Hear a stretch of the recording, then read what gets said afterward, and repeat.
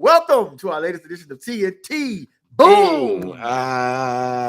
Boom. I'm Pastor Joe with the great Michael LaBelle the first. We appreciate you coming in tonight for TNT Sessions. We have a question on the floor concerning healing. Why can't we heal ourselves? And may I go first? Absolutely. And we can. I was sharing that I had a headache, and I know the cause of this ailment. I can do some preventative measures to not get it. Then we were discussing some of that. The resting, cut the phone off, be quiet, get some real quiet around me. Boom. And here's this. This is for me. Can't nobody get mad. Somebody still might, because that's kind of what people do. The thing for me is I'm guilty, Reverend, giving out of my reserve. Yep. And not taking the necessary time to replenish that. I know y'all not, for that. And so in this headache that I have, there's a lesson. It's still here until I do the measures to prevent it and to address it. So it's not that kind of where I'm saying, take this headache away. No, I didn't get the thing. I didn't do the full measure, good God, that I was supposed to do, right? Yep. And so I'm seeing it more clearly. And the bad thing is I knew it. I knew some things and still did not do it for whatever reason. Boom. Yeah. So we got to work that. One of the foundational tenets of Scripture Talk good, sir. is found in the creation narrative. And the Bible teaches us that God himself worked for 6 days. And on the seventh day, he rested. Good. Now, if you are not cognizant of what that means, we're talking about a God who never sleeps nor slumbers or gets tired. The example is there, Reverend. You talking right. When we hear the word rest, it is not that he was tired, but he decided to stop. Like, let something rest. Say it again. Say stop. He decided to stop, cease, and desist from his labor. First of all, because he was finished and it was good, but he was instilling in the identity that if we would take more time to simply stop. Man, you preaching some kind of good. This is going to be an early TNT. You unpacked it, and then we just walk away. Yep. Listen, I saw something in that same very text, Reverend, that he did not rest equal days that he worked. Nope. Nope. Wow. One person's rest is not going to look like what you think it should be. Exactly. It's their rest. Yep. Exactly. I'm finished. Exactly. Sometimes you just have to take that respite. If we have, we're drinking energy drinks right now, right? Because we have these obligations, have to stay awake. But the truth is, and I'm learning this just even kind of studying the mind and studying sports, is that the athletes that get the most rest perform best. Whenever you find a way to, shut down and you get very significant sleep, that is when your body heals itself. There is something, sleep is a mystery, if you think about it, because you don't really know what's going on. And if you're tired, you can find yourself dozing off for a second or two. And those 10 seconds can power you for another hour. Yeah. Right? Because your body is going to figure out how to get sleep. Like, you can't, there are insomniacs, but your body will figure out because it needs it. And a lot of times that's where our healing comes. Yeah. Aunt Ruth say, well, I still have a cataract.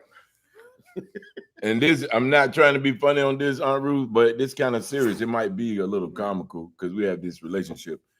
But what then, ma'am, are you looking at or trying to look at? You know what I'm saying? I'm trying to use myself as an example. Like, so I got the headache, but what are you focused on? What are you thinking about? Right. Take that out, ain't gonna be no more headache. Yep. What has my focus or attention? That's causing me a headache. I got a cataract preventing, man. because I really wasn't trying to be funny, preventing you from seeing something. Yep. What are you trying to look at? Is that what you should be looking at?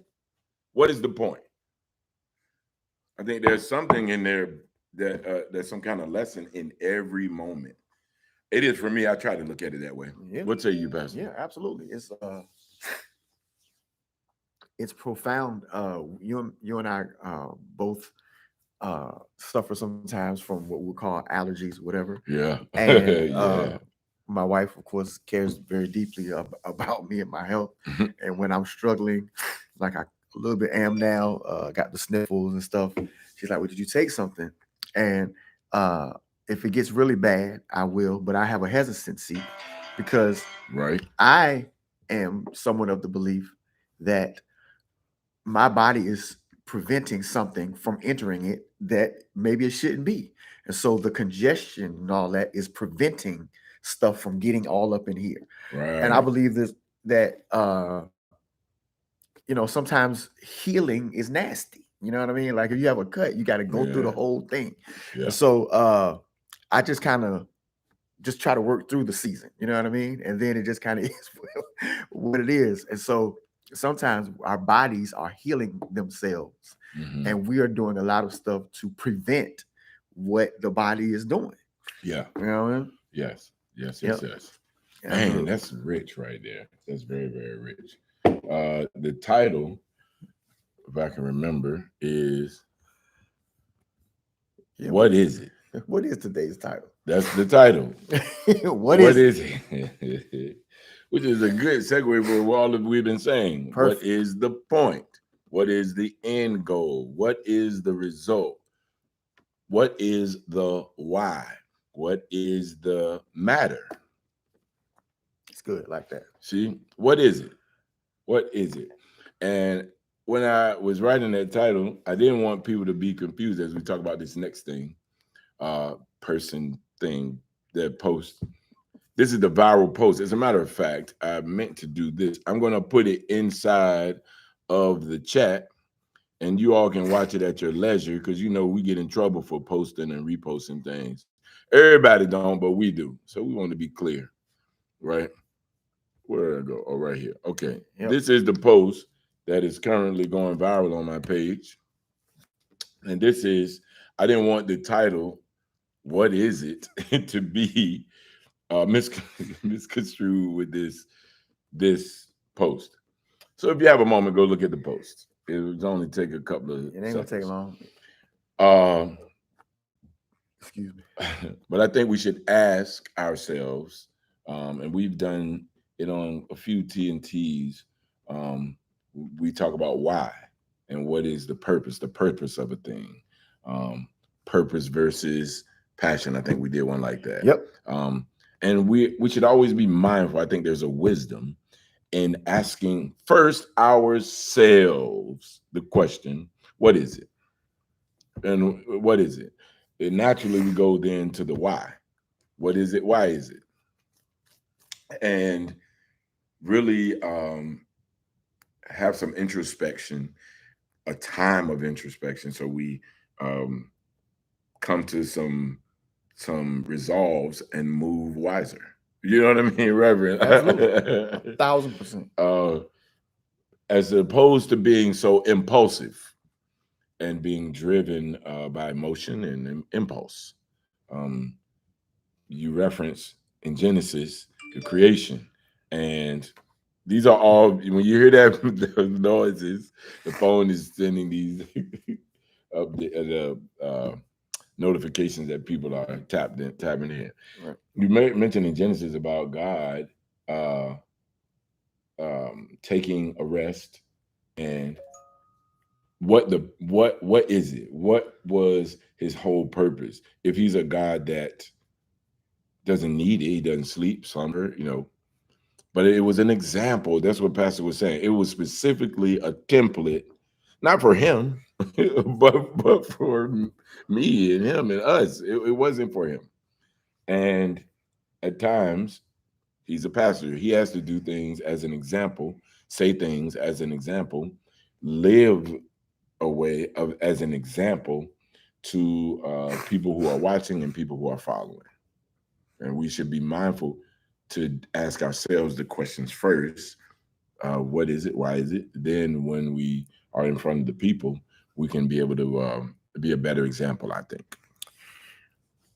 Absolutely. I feel like that's one thing I might be pretty good at. I am careful in a careful way to check myself First. first. So nobody else has to. Well, yeah, hopefully, and if you're honest, I think with yourself, it just makes, I think it makes your life easier because you check your motives, and it helps you navigate to the places that you're supposed to be. Mm-hmm. And I can, God is checking me about some stuff right now, Mm-hmm. and I'm like, okay, well, I have, there are thoughts that come to my mind, and we speak about it all the time, that our thoughts are supposed to be surrendered to the obedience of Christ. And sometimes when I have this kind of reoccurring thought, I'm like, okay, God, well, through this, because at the end of the day, they keep coming back, and so I have to work, I have to process through some stuff because I'm not, at all perfect. But if I'm so obtuse, if you will, or so uh, uh, so that's a great word, by the high-minded way, that I can't even be real with the God that I serve, right? then I'm of no good to nobody else. How can I minister to anybody else? So yeah, I'm careful, try to be careful to do those things. That's real good, Pastor. Yep. What are they saying over there? Yep. So Elder Austin was talking, seconding what we were talking about, that we were not designed to take medicine, the body is designed to heal itself. And of course, our brother Bashiri is on, just giving us some shout outs. And my brother Deacon in Training, Mr. Deacon Collins, is on, just showing us some love. It looks like Aunt Ruth is challenging us about this healing thing. And lay hands on people and they are healed. Why is healing different today than it was in the Bible? People were instantly healed. You want to tackle that? All right, you can, brother. We've talked about some of this in bits and pieces. I always relegated it to quite a few things. The biggest first thing on the list is distractions, and being distracted with everything else, just like we're talking about tonight, saying, well, what is it? What is the point? What is the end result? They came asking, why is this man crippled? Did his daddy do something? Did he do something? Did his mama? Like, who did it? Nobody did it. The point was for something that was outside of him. Good God. He had to wear that for the purpose bigger and greater than himself. So he didn't have that capacity to do it. When we're saying that we have it, why don't we do it? Well, what is the point? Who do you know that is going to raise a dead person and completely and unreservedly give God the glory for it? Because social media is going to be intoxicating. You're going to be inebriated with the glory, the clout, if you will. You know what I mean? Of it. Yeah, I mean, I totally agree. I mean, today's society is just totally different. From one standpoint, let's deal with what you were talking about as far as cataract. The reality is that you can probably call up your doctor, your physician, and have a procedure and have that removed. And it's probably not, even that serious in terms of, it's a normal procedure. Mm-hmm. Well, prior to those procedures, there needed to be a level of miraculous healing if somebody had a cataract and needed to miraculously fall off. Whereas today we have things that we can do to prevent, and if they come, we have ways of healing ourselves, I guess, through modern medicine. Mm-hmm. But then the other thing is, the Bible kind of teaches us that Jesus gave the disciples power to heal and taught them how to heal, and they understood to whom the glory went. Mm-hmm. It just would be very, very difficult for somebody, particularly with today's social media, to uh, be able to deal with the responsibility. And not saying that you shouldn't, but it would be very interesting uh, to see somebody with responsibility, somebody's phone out, and you see something happen. First of all, you're gonna get killed because somebody's gonna think it's a hoax, it's not true, and you got to be very careful about those types of things. But I can tell you, again, and just kind of studying the mind and stuff. Uh, I was reading uh, that there were this group of people that are still around today. I don't really want to plug them right now, but they were teaching people about mind control, about sleep, about how to program your dreams, and those types of things. And people were finding themselves taking these classes and dropping addictions and literally healing themselves of diseases, to the point that uh, they were in a town for a significant amount of time, and the doctors in the town got together to see if they could have these people arrested for practicing medicine. And it just so happened that they weren't able to bring charges because the people that were teaching about mind control were not prescribing mind control. They were basically teaching people what to do on their own. And so there's a very fine line between you being able to help somebody heal themselves or help them process through healing, and the practice of medicine today. And if you violate that, you can get locked up. It's a serious crime for you to be convicted of practicing medicine. But uh, I'll tell you, the one motivational speaker, I think her name is Mary Morrissey. She was talking about the fact that she had this kidney failure, where she was supposed to have this surgery.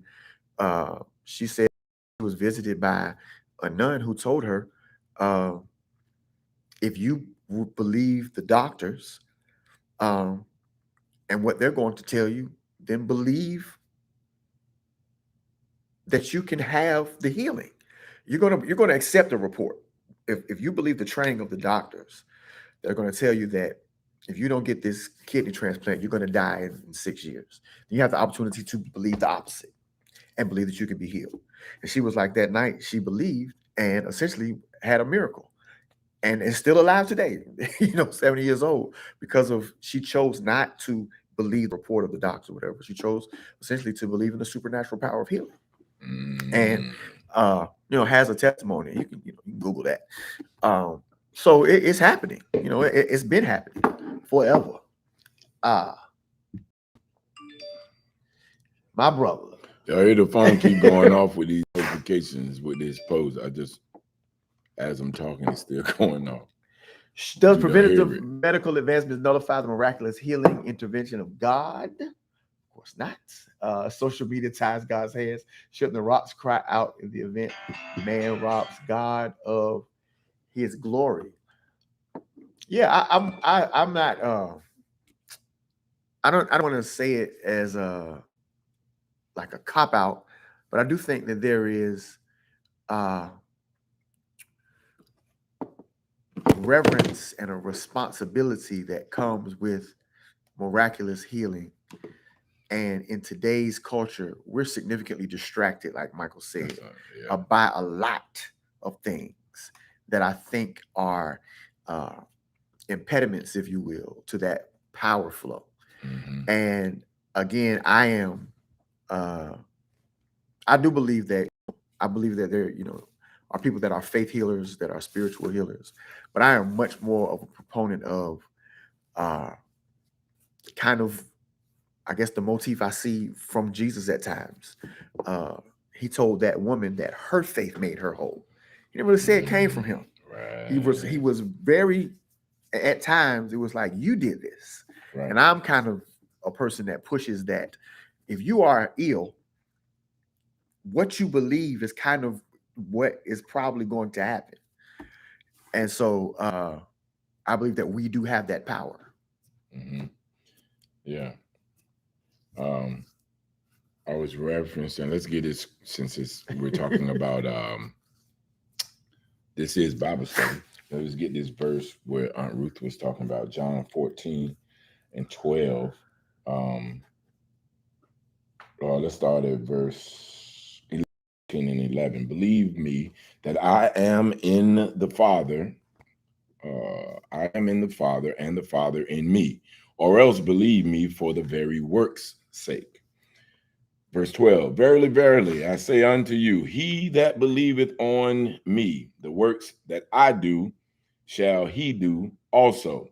And greater works than these shall he do, because I go unto my Father. Verse 13, here it is. And whatsoever ye shall ask in my name, that will I do, that the Father may be glorified in the Son. This is why I said, well, what is it? What's the point? What's the end goal? What is the reasoning?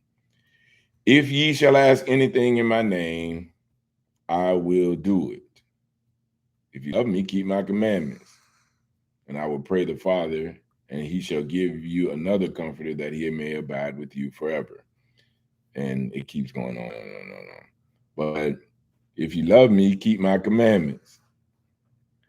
If you shall ask anything in my name, I will do it. I think all of that is connected. I saw what you were saying when you said Jesus said, if you ask anything, he will do it. And you've been asking.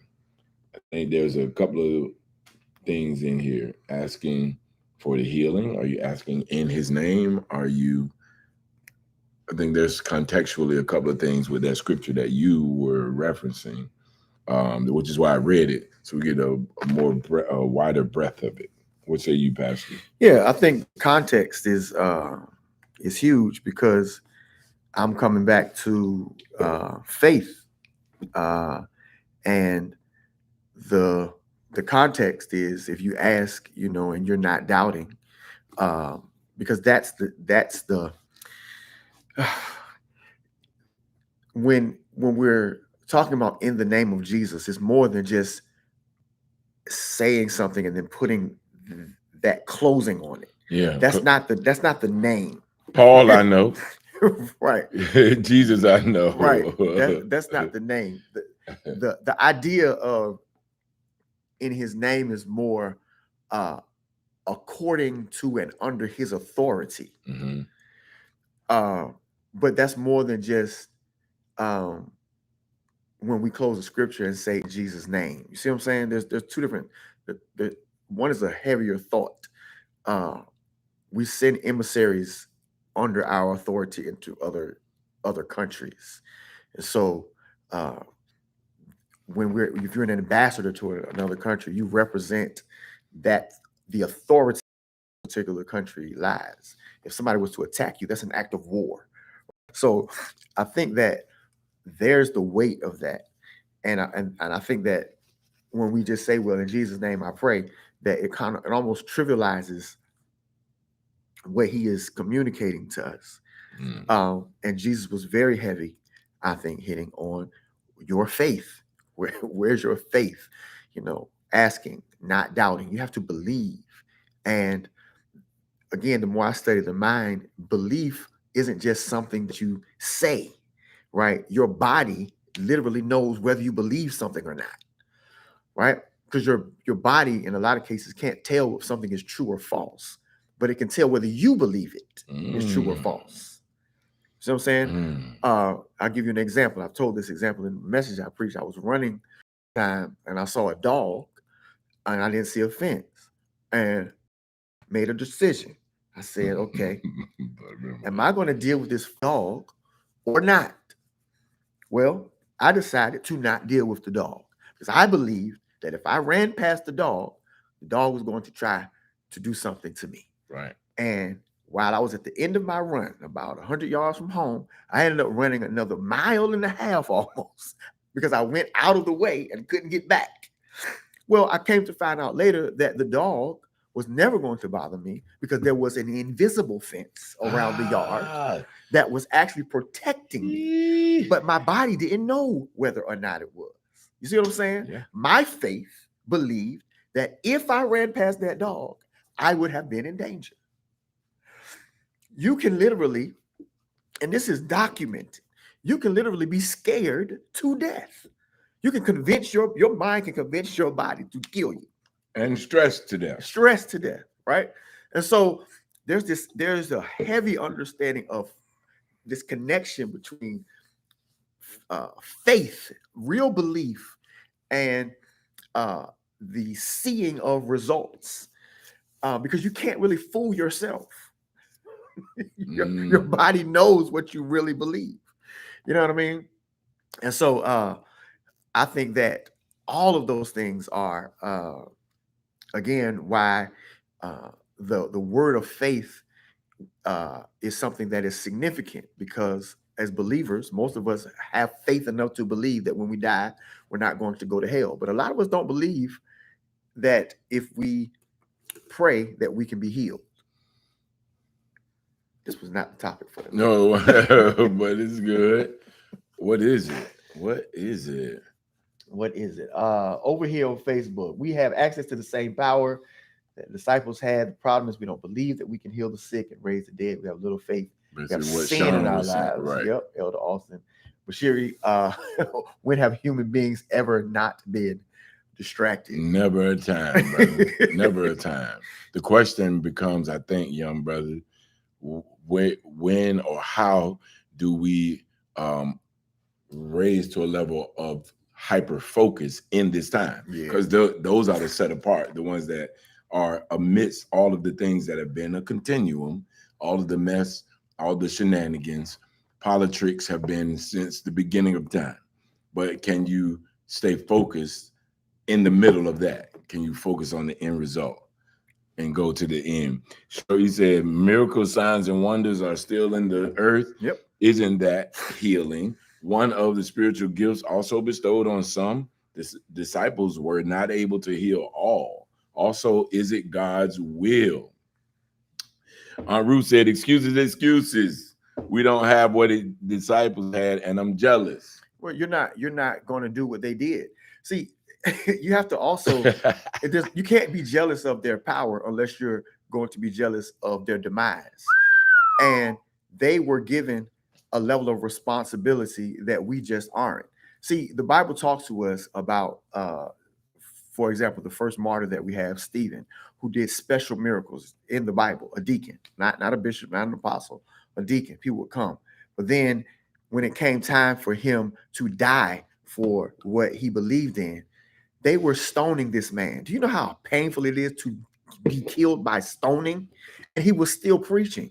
And so a lot of us want to be able to do the special miracles, but the cost of the special miracles is life. Literally, you don't get to live long time, unless basically you're John. All of them live, essentially short lives. Paul, I'm reading, comes and tells them, I'm ready to be poured out. I already know what's about to happen to me. And all the friends and all the people, they start praying and hugging and saying, no, Paul, don't go. He's like, no, this is my fate. My fate is I have to go here, face my accusers, and they're going to kill me because of this gospel. That's why he was able to do a lot of stuff. It's not an excuse. These were the things that God used to cause the movement that was a fledgling movement to catch fire and take hold. Yeah. And there were certain very specific people that could carry the responsibility that came along with that. So we don't necessarily have exactly what the disciples had, but we don't have their responsibility either. Bishop Mason and my daddy laid hands and people were healed. Responsibility again, laser focus again. The same thing that I was saying. They amidst all of the muck and mire, they were giants outside of that, looking like in a macro view of it, so that they were separated, set apart. The stories of Dad Mason and his prayer life are too numerous to talk about. Right. And when we're talking about distractions, and everybody says it about them. It's not a question. And this is documented. It's unparalleled, man. Right. That he would get dressed, go upstairs and pray, and be up there for 8 hours. That is focus. That is against distractions, right? That is honing in. And again, I'm really into mind control. Like you're controlling, you're tapping into a source of power that is feeding you. And then let's talk about that, Mason, again. The responsibility of essentially being the founder of the largest African American Pentecostal movement in the history of the world. So he had to be able to do certain things, right? Not that you can't, but there was a reason why there's a weight that's attached to his life, because he had a call that he had to accomplish. We could talk about your dad. There's, documented where he prayed, for blind people and they got healed, right? Again, there is a weight here that comes from essentially, I got to help this movement, boom. And again, another one, notorious person that stayed in prayer, not dealing with no phones and no distractions. And me and God gonna talk for a long time. Yeah. And then I'm going through process. It's not, I'm gonna be on Facebook tonight and expect to go and heal somebody from sickness. Or look at my stories. And chances are, you know what I'm saying? I'm not saying that you shouldn't have it like that necessarily, but it seems that there was, particularly with the people that have these testimonies as people that are faith healers or help people, they spend a lot of time with the Almighty, a lot of uninterrupted time. Yeah, that's what I was saying. Yeah, the distractions are many. What is Bashir saying? He's frying us. Yeah. Where would we put all the people if there was no sickness? Okay. And then, go. Right. Why more death? Shouldn't the sacrificial death of Jesus been enough for all miracles to be greenlit without the additional death price tags? Well, I don't know about that. Because man, see, most of the time when you TNT, prepared for the discussion because we do a little bit of study, but I'm fully prepared for this just because I understand some of this stuff a little bit. I think that we have to, obviously hindsight is 2020, right? But I think that one of the things that makes the gospel of Christ unique over and above anything else is the disciples were literally willing to die for what they knew to be the truth. Now let's insert right here. Is there anyone, boomer or non-boomer, who is willing to die for what they believe? Which is even different than dying for your assignment. Because you can have an assignment and say, I'm going to die for it, like a soldier in the army, or this is your assignment. I don't believe in it. I'm not upholding it, but I'm committed to the assignment. Is there one who is willing to die, give their life, no more breath, for what they believe in and or the assignment? This one question separates, as the old adage goes, the men from the boys, the girls from the women. It puts a whole other spin on it. Is there one? I wanted, and while, because there's a degree of latency, I want to share about, I've said this before, there's some people in the UAE, Muslim countries, the UAE, Abu Dhabi, who have been tuned in to sermons, tuned into my services when I was playing, watch TNT when they can, and they can die for even listening or viewing something talking about Jesus. I need you to be very, very clear about this. And they secretly contact and say, when is it coming on? When is it happening? Can you send this transmission? Yes. So they currently have a new VPN, virtual private network, so they can communicate a little bit. But the imminent threat of death because you are trying to get the gospel is very real. It's a different real than we saying, this is of biblical proportion. Yep. And they are still saying, and these are devout Muslims. saying we need to hear about what y'all talking about Jesus, because our lives are being changed. I don't know how to say it more different than that, brother. Is there anybody here? Yeah, and I when you look at the disciples, threats, I would say, to Christianity, will say, well, Germans were willing to die for Hitler. Kamikaze pilots were willing to die for Japan. Mm-hmm. Every soldier in America is willing to die for the country, right?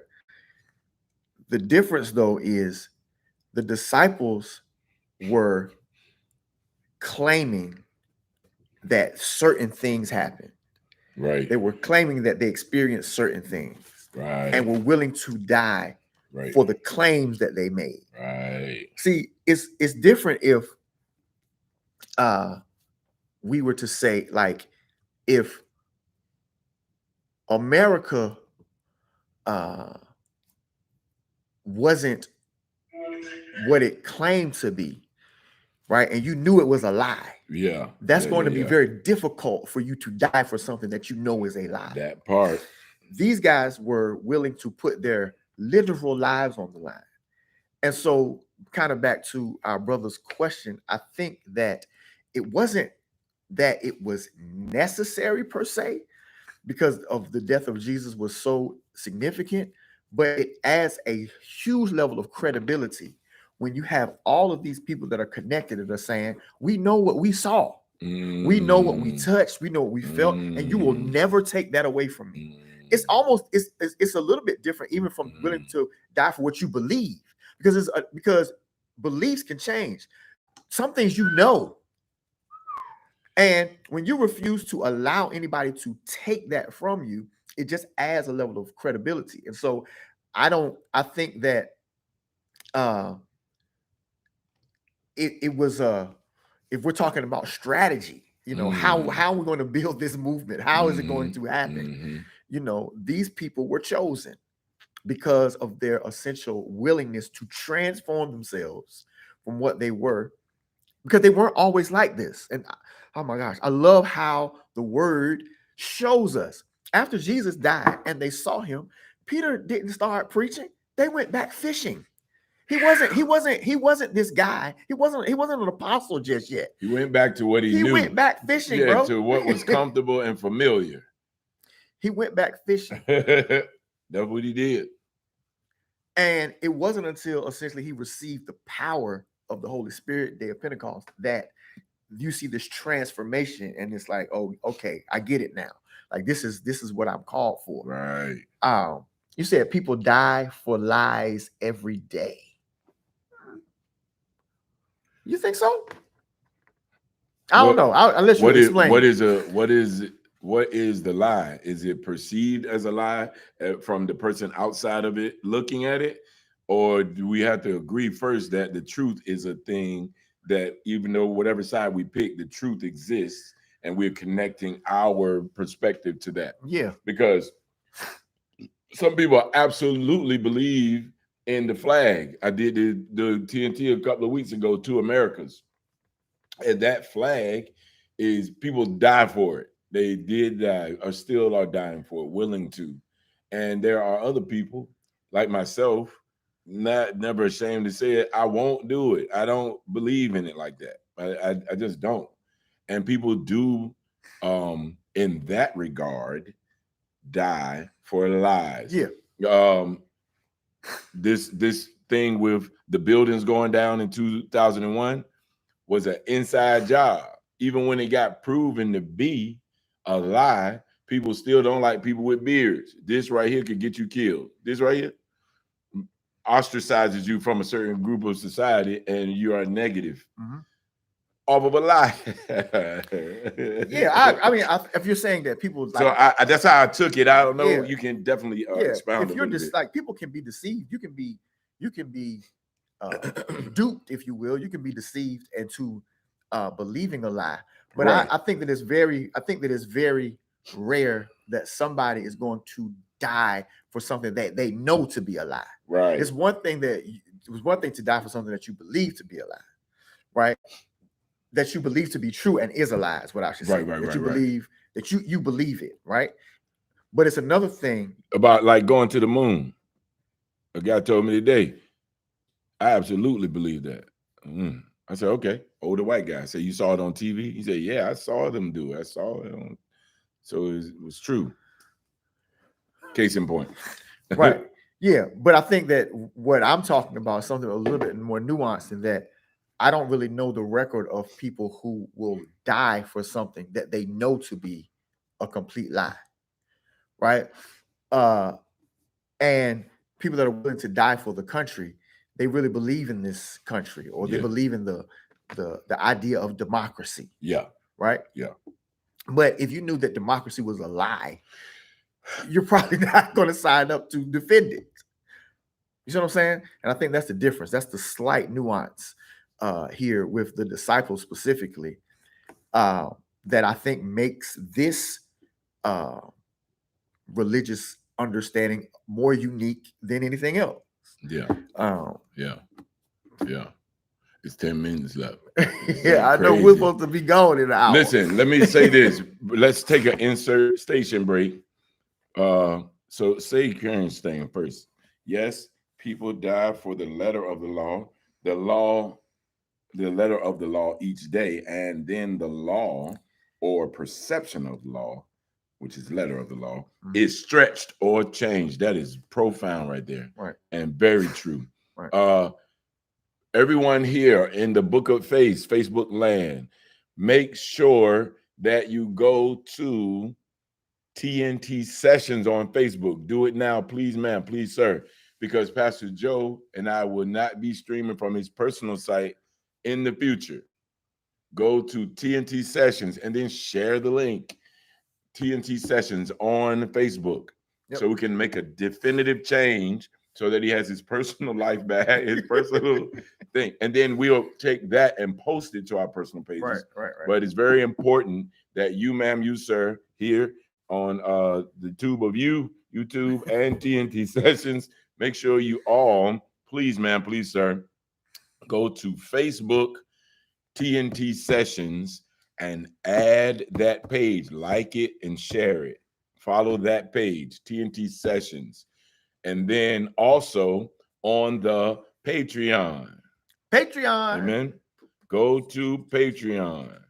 Patreon is jumping a little bit. We're figuring it out. But we have a page, and the page is up and running. I was sharing with Pastor Joe.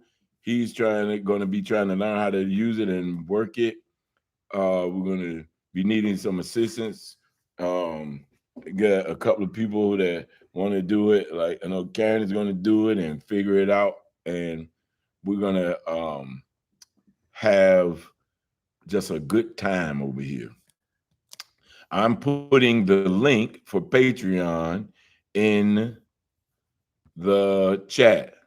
Now, also, you want to shout out Ramon? Sure. Why not? That's our first patron. Patron on Patreon. Yes. Right. Yeah. Patron. Yep. Miss Ramona B. Pastor and I were here looking. We were saying we have a patron and made a donation. We have 1 or 2 pictures. I put a video up there. More videos will be added. A lot of the live videos, you'll see them coming off, and we're recording live. We want to be able to transition so that our subscribers, our followers, our ones who are tapped in, booming with us, are able to see that. And as we develop merch and exclusive interviews, even when we go live at someone, like when we pull back up on Aunt Ruth, then you got to tap in to see that. Yeah. You can't just see it. Yep. That one got one of the most views of our videos because we sure rolled up on Aunt Ruth. Because a lot of people don't know her. They don't know, right? And they didn't see what she looks like in her house, and we had a great time. Yep. Facebook takes me to YouTube. Okay, we're gonna work on that. That's how that's supposed to be. But the Facebook page is now up and running. That hasn't been until now. Right. So I want to make sure you all go to the actual TNT Sessions Facebook page. All right. I'm going to put that in there. Here's the link, which is actually the same thing. Grab this. Yeah, that's it. Yeah. And all of it is TNT Sessions. The Patreon, for some reason, someone already has TNT Sessions. So we had to grab TNT Sessions 1, patreon.com, TNT Sessions 1. Make sure you put the 1 back there. And this, ma'am and sir, is our Facebook. I just put it in there. Facebook.com/TNT Sessions. All right. Please, ma'am and sir. Clem the Gym said, glad to have you, Ruth. Oh God, listen, this would not be the same without Aunt Ruth. Amen. Listen, Amen. we are very protective. We are very mindful. Like, yeah, she ours for sure, 100%. Yep. I hope I could. What you talking about, E? You all right? Maybe the help part? Help? Are you saying that? Yeah. Shoot me a text if you, right. Erica. I'm trying to see what you're talking about. I'm just looking now. We're trying to manage a few things, but yes. Oh yeah, and so we do need our brother, some help. Sherry, you don't ever need to apologize, man. We love please this. don't. Oh God, please don't stop. We wait for you to come back. Like I know we talked and joked about the family thing. Yeah. But you guys were helping drive the discussion tonight, which is amazing. Which is we need that. We love it. Listen, it's so purpose and point. I need that. Love it. Iron we sharpens. Absolutely want you every time. We talk about you when you're not here all the time. Exactly. We talk about Bashiri. Please. So you never have to apologize. Ever. And if anyone requires it, you send them to us. Exactly. You better believe we can handle it. You were talking about dying for your beliefs. Oh, a long time ago. So Erica said, I'm sorry. So we again managing it, and there's a bit of latency. As you know, because you boom with us all the time. Yes, dying for your beliefs. I hope I could. That's a good start. I feel very confident that I could give my life for what I believe in without hesitation. I believe that people that know me would say that about me. Yep. So yeah, but hoping that you could is a great start. Yep. I think I would say to you, Erica, to start with what you know. Usually mothers would, without hesitation, die for their children. Yep, I think somebody made that comment. Really? Sure. Yeah. I think she did. You die for your children. So if you start there, or your mother, or your father, or your whatever that love, family, I know some people who would die for their pet. God. Oh man. So start there, and then but what we believe in. It's tragic. Would you die for somebody that's not willing to die for you?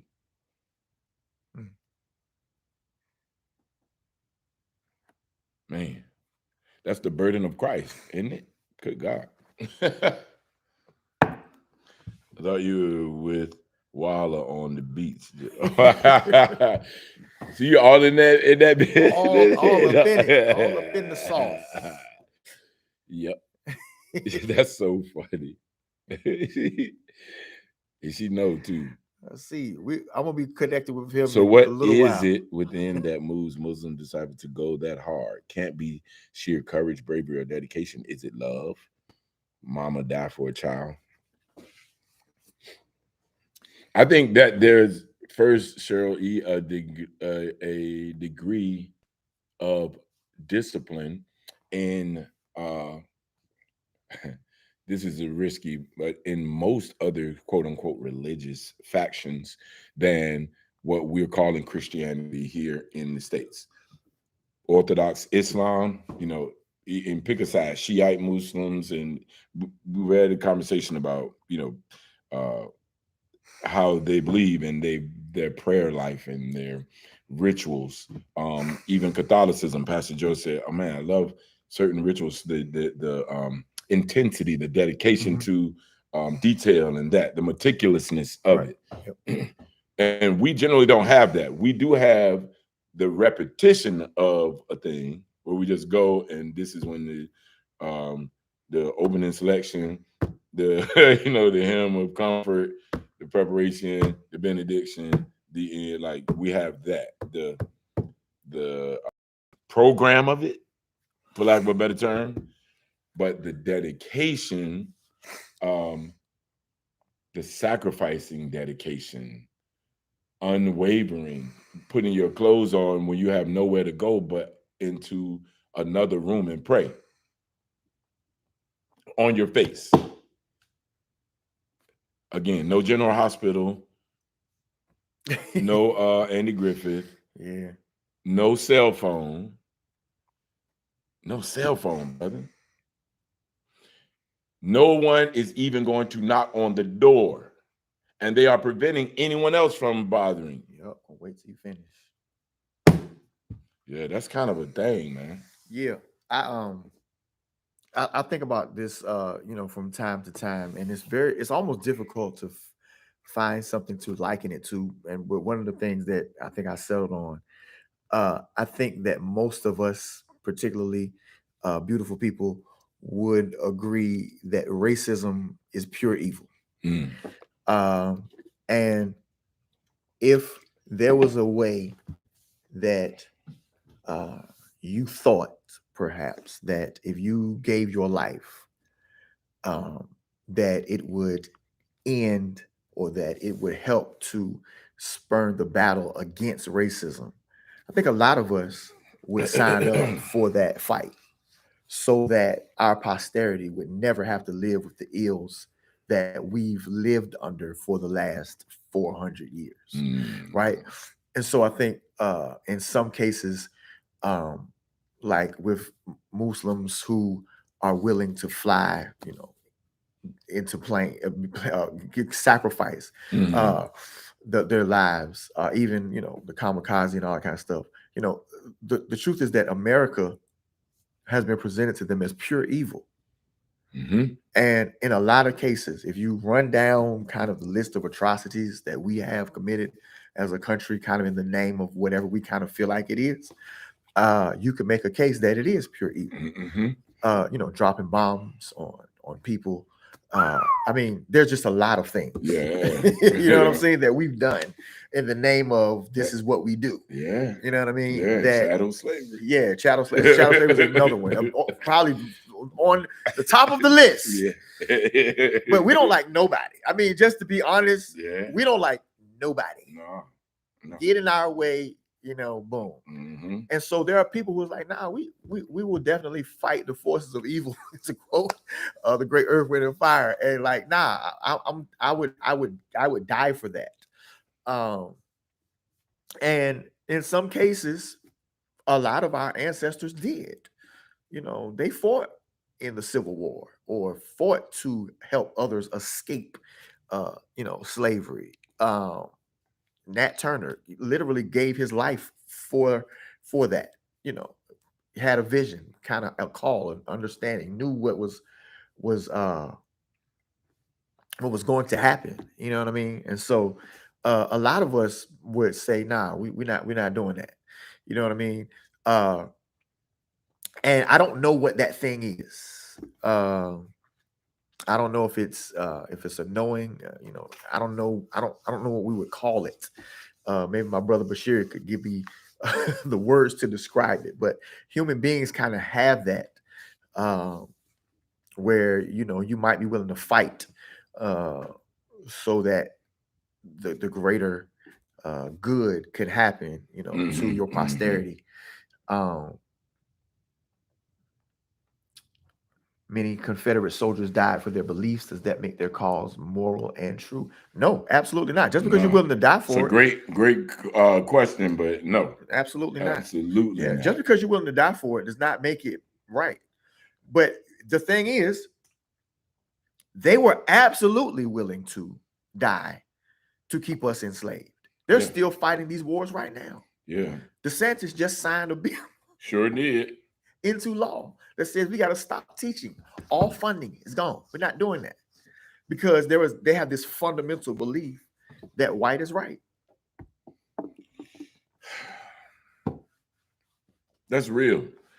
Research Daughters of the Confederacy. daughters of the Confederacy. We are seen as having a lack of morality now that word morality is vulgar. Yeah, it is vulgar. Cain said, speaking to wonderful people was against the law and punishable by the community, and no protection from the popo, Leo. The law says it isn't for community to manage, but now beautiful people are killed. The police were designed for that, to watch and patrol. They were called patrollers. They were patrolling for runaways and anybody that was not doing what they were told to do, particularly the people of color. Yep. They were overseers. They were watchers. Officer. Yeah, officer, overseer. You got to catch that. You know what I mean? Chris Parker. Yep. Death is not a thought. It is an action. It happens regardless of the feeling at the time. Love is not a thought. It is an action. It's what you feel at the time. From Superintendent Woolard. For sure. Watch and PREY. Pray. # police. Yeah. I love it.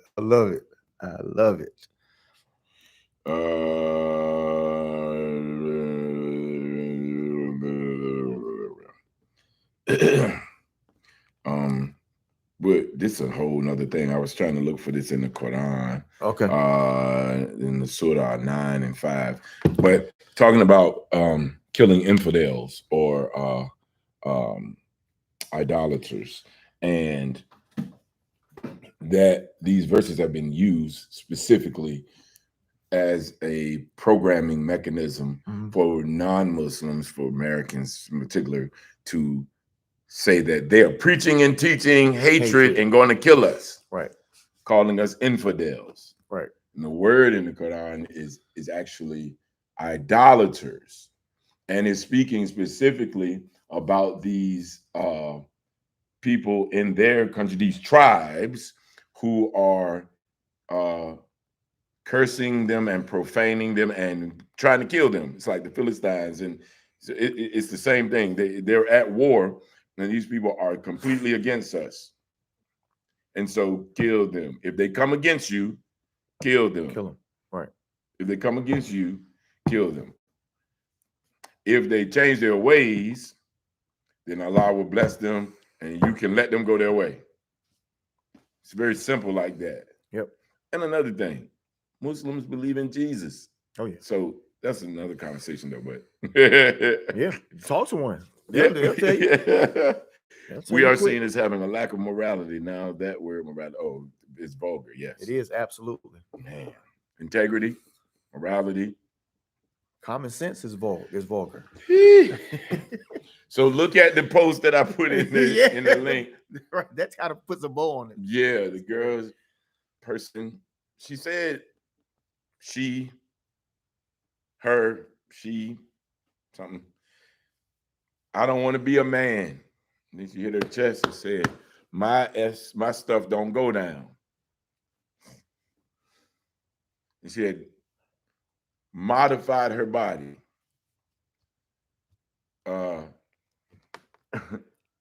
to be more masculine. And you just got to see it. And I just want to know, what is it? Not her, but what is the point? To assume the characteristics of what you perceive a man to be, but not want to be one. I don't know. I don't get it. Masculine appropriation. And then women who say they over men and don't want nothing to do with it, but you get a girl that's got her pants sagging and trying to have more bop than me. It's very interesting. That's delusional. It's very interesting. It just I've had these questions for a long time. Excuse me. I guess I can change my age then. There was a man who I just saw that video like a month ago, who's 62, and he's identified as 42. But this was going to allow him to try to get some different kind of money, like he was doing something different. And the doctor said, well, your body is like a 32, 42-year-old dude. And he was 62. He said, oh, well, that's what I'm going to put down. So he was able to get more wage or something because he, and the people say, but you're not. He said, yeah, I am. I identify as it. You let this person identify as and they're clearly not. Yep. So when is mental illness going to be addressed so everyone is well and seek help? No, we're condoning these choices and not calling them mental illness. We're saying it's your choice, your power. Do what you feel. This is the trick. So, yeah. 30 years ago, this would have been delusional. 20 years ago. And now it is acceptable and enforced. And if you dare say anything to the contrary, the labels will start coming to you. Bigot, phobic, monger. I ain't scared of bruh. You scared, Pastor? Phobia means scared. You could be scared of spiders, arachnophobia, right? You can be scared of small, tight spaces, claustrophobia.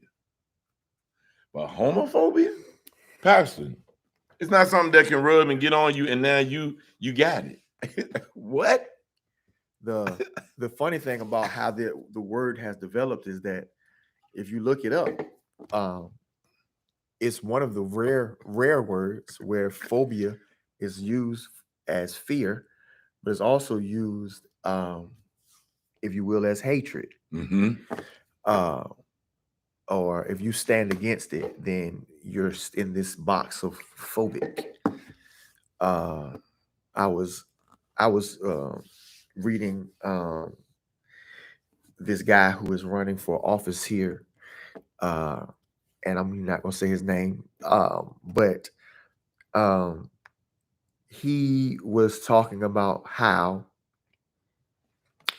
he is trying to ensure that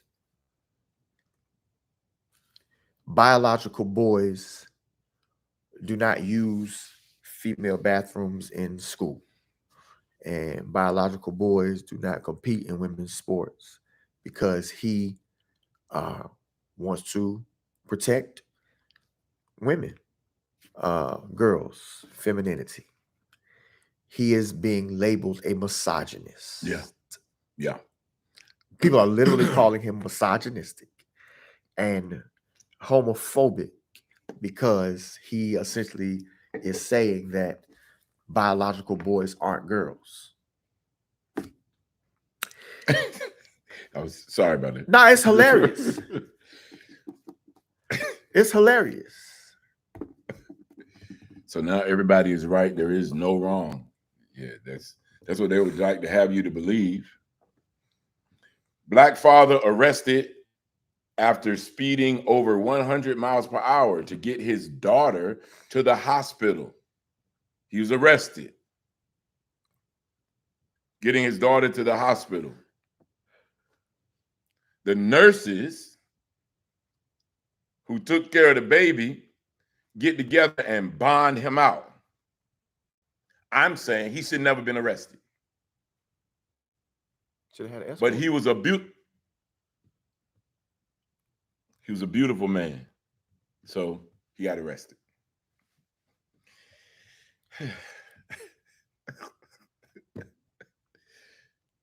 So I was reading this into your comment right, about everybody being right. Yep. No, that's wrong. Yeah.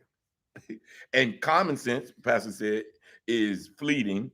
It's not, it's out of order just to have a little bit. When you can just listen and look, you can assess the situation. Small degree of wisdom. If he's rushing her to the hospital, then we need to help that. Exactly. We can figure out the rest later. Right. Your car only go 100, mine go 150. Get in. You know what I'm saying? Yeah, get in. It's a child, man. Go ahead. I'm done. We're done. We're done with this. Make sure you go on the Facebook. Let me, I was going to try to look. I got caught up in that little story there, man. the numbers. Did anybody record what they were at the beginning? Well, we know there was over 800,000. Yeah. Let's see. What is it now, Reverend? All right.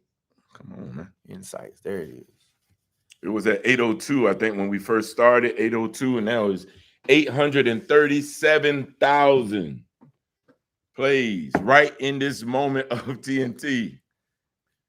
I got 35,000 views in the past hour. That's crazy. And y'all always say, I don't want to be nowhere near a phone. I didn't tag or collaborate with Pastor this time because he just got my nephew, his new baby. You don't want that happening all the time. But the phone is like one long did. Pause for a second and then boom. So if every single living person has to come from and through a lady part, why is there a conversation? Because everybody has we have empowered everyone to have their own truth as opposed to a centralized truth that we all agree on here. And so then it can become whatever I want it to be. It's a God complex, to be very simple. Yep. We just came from Mother's Day. The Mother's Day message Sunday. We came from 2 Timothy, where Paul talks about Timothy, faith that he has, the scripture, God not giving him a spirit of fear, stir up the gift, but he talks about the unfeigned faith that was first in thy mother and thy grandmother. And I had a good time preaching Sunday because I got the chance to talk to my sisters and told them that sometimes they got to step up a little bit because we need you to tell these jokers that think they can be you, and be very open and proud and vocal about it. Say, no, you're not a woman. You're a character. You're a fool. You're a joke. But part of the whole message was that Paul recognized, Timothy, you're a pastor who is leading people, and there's a level of faith that you have, but your faith is connected to the faith of your mama and your grandmama. In some kind of way, our generation or the generation that we produced doesn't have that same connection. And they've decided to challenge our faith, which we need to be ready to give an answer so we can pass it down to them. But these guys are just, they've come up with all of this stuff that it literally doesn't make any sense anymore. And that's just because of a refusal to, if you will, to kind of follow proven things. It's a civilization that's been around for 10,000 years. We know what a boy is. We know that we're not spinning on a ball. Everybody doesn't know that. I see the same stars in all my 52 years. The same ones that the pyramids were built aligned with. Okay, I'm sorry. It is there. Can we agree that the white tea, YT, we call them wonderful people on this broadcast, is the devil? Well,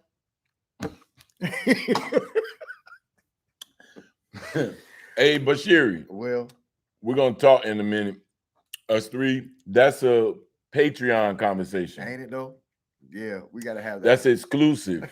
Yep. So we gotta talk to your wife and see how to make it where you can be here. He laughing. Yeah, we just record it, and I mean we don't have to do it tonight. That's what I'm saying. We do another time. Yeah, we can figure it out. And then we're gonna talk in a minute. Yeah, man, we need to have that conversation. That's a pay per view type situation. Yep. With you present. You know what I mean? Like on that. Yeah. We'll figure it out. We got to figure that one out. Nobody wish me happy Mother's Day. I'm everybody's mama. Happy Mother's Day, Aunt Ruth. Happy Mother's Day to all mothers. To all the mothers. All right, we're gonna get out of here. Thank y'all. We didn't even play the game. This is a great conversation. What is it? What is it? That's the title. What is it? What is not on that video, but what is it? What is the point? What is the goal? What is the end game? What is the result? What is the why? first deal with yourself to do those introspective questions. And then, like Pastor Joe, because Pastor Joe said it earlier, he checks himself. So, in the hope that no one else will have to, there's an obligation and responsibility to do that, right? She said that was, we said happy, happy, happy, happy. We did it big. You wanted to pop some balloons or something? Oh, my cousin Linda. Hello, sweet, beautiful cousin of mine. Too bad we're about to turn off now, but Right. you can always run it Right. back. You will love this Right. discussion. Yeah, it's a very interesting discussion for sure. Please invite a righteous person to explain our rights when we encounter policemen. Oh, Okay. all right. So, where are you located, Wayne Atkinson? He lives Chesapeake. So, there are a couple of things you must understand living in the Commonwealth. In Virginia, in particular, we have a thing called a Terry stop. It is not in hardly no places in America, not a lot of places, but it is here in Virginia. A Terry stop is literally the stopping of a person, of a vehicle, because I want to, in a very basic sense. I see this vehicle, it might be doing something. I'm not suspicious of them coming from a crime or going to one. I want to stop them to see if I can find something. A Terry stop. Where you going, what you doing. You've heard that before when the police ask you, and they go through their barrage of questioning before they tell you why they stopped you. Yep. That's a specific agenda. It's called a Terry stop. It is okay here. Now, I'm not one that believes in this democratic system we have, voting and everything, except on a local level. Local level voting is more real, if you will, than national level voting. Your right to vote. But your local council and your local government infrastructure can change that narrative. Yep. We have not been privy to that knowledge, so we don't know. And then they are able to pass these things. But it's called a Terry stop. Look that up. Terry, like the name Terry, Terry, a Terry stop. Look that up. Then, secondly, the police, this is very important, they literally work for you because you're a taxpayer. Most of us don't operate or know this information. They work for you. They are obligated to give you their badge number. They are obligated to give you a reason for your stop. They are obligated to tell you if you are being detained or not. And you do not have to stay if they do not say that you are being detained, you are free to go. But these are measures that you should know. And I've always said I need to do more of these discussions and sharing and telling people how to operate in that. My dad and I were talking yesterday. I know we got to go. And a couple of days ago, he was saying he was glad that he taught his sons, because we carry weapons and firearms, how to deal with the police and keep your hands on the steering wheel and everything. And I know those measures. It's a shame that people that look like me have to teach it to their sons and do these measures, but that's a key measure of survival. But I, recent years, past 10 years, have different conversations with officers. And it doesn't go bad. Obviously, I'm still here. But if you have already unsheathed your weapon and got your hand on it, what kind of a threat are you to me? You're a mortal threat to me. And both of my hands are here and I'm seated and you're standing over me. So I have a different conversation because that doesn't make me scared, but I address it very specifically. Eye contact from a black man is threatening. Yes, a beautiful man, but a black man. A black man looking at somebody is threatening in itself. So yeah, I'm gonna get somebody here, an ex-cop, and I'll give some more of those tips. Sorry, that's a lot. You know what I mean? It is. Hopefully that helped you right there. Yep. But do your research, study. Yep. Should 83 years old be driving in this day and age? Yes, if you have the dexterity and the hand-eye coordination that is that you're able to be a defensive driver. Driving, like I told my kids when I was teaching them, is about driving for everyone else. It's not about you driving for you. It's about driving for everyone else, meaning you defensively drive and arrive at your destination. Michael mentioned you were inviting a person is a different sex mindset. Will that person be in the coming shows? Huh? Have you ever heard of allodial taxes? Yes. Sure, feel free to drive just in the right lanes only. Michael mentioned you were inviting a person is a different sex mindset. Not sure about that one. Not sure. But Bashir Type says again. submission to their insecurity. Obviously, talking about police. We have talked about everything tonight. Everything. It's a matter of survival, and it is. It is. We all of us that have sons, we talk to them because that's what it is. Next week, the title is Survival Imperatives. I will give y'all my list of that, and we'll start a kind of a thing. I got you. Let's do it. Let's do it. We're about to boom out. We're about to boom out. We're 23 minutes overtime. We're supposed to do a quick hour tonight. A quick hour. We love you guys. Love y'all so much. Like, share, subscribe, follow.